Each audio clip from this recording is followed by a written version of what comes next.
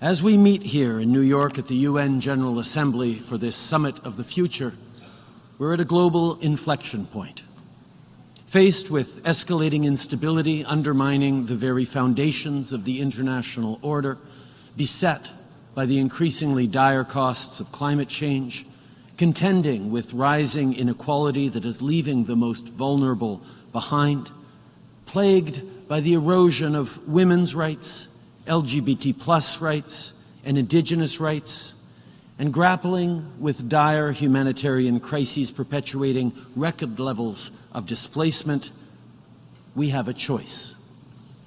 On the one hand, we can bury our heads in the sand, eschewing multilateralism in favor of short-sighted self-interest, or we can recognize that collectively we have a responsibility to set our differences aside, to confront the serious global challenges, and to deliver on a pact for the future that builds a more peaceful world, but also one where everyone, every generation, has a real and fair shot. In Canada, that's what we are squarely focused on.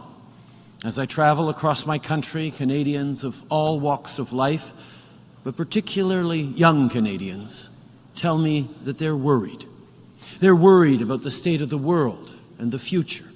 But most importantly, they're worried about the very promise of Canada.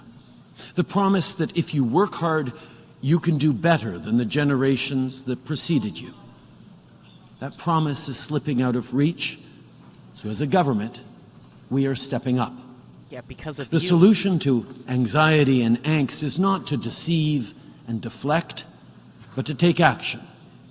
We know that confident, successful countries invest in their citizens, in their workers, in their middle class, in national $10 a day childcare that saves families money while ensuring women can choose the best path for themselves, in nutritious school meals so our kids can focus on learning and growing, in an ambitious housing plan that will deliver good, abundant, and affordable homes, in a national dental care program that in its first months has already delivered quality care to 750,000 Canadians, in a growth and industrial strategy that creates good-paying, community-building, middle-class jobs, all while fighting climate change. These are choices that deliver on the promise of Canada for every generation. Is this guy listening to himself? These choices reflect a commitment to investing in our people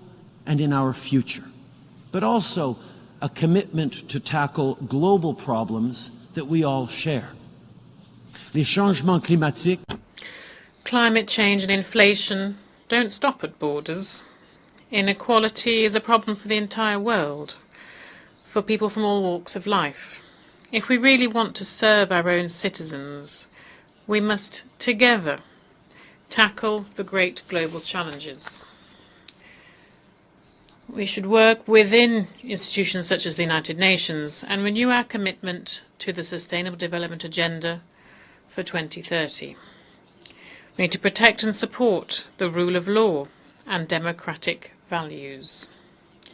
We should spearhead efforts to reform in the international financial institutions. We must put women's and girls' rights at the very heart of our efforts, much like we have done with our feminist international assistance policy. We must recognise also that rich countries such as Canada have a duty to fight climate change, which is what we're doing through our commitment of $5 billion towards global climate financing efforts. And we are the first big oil and gas producing country to establish an emission ceiling in this sector. Yeah, okay, weft puppet.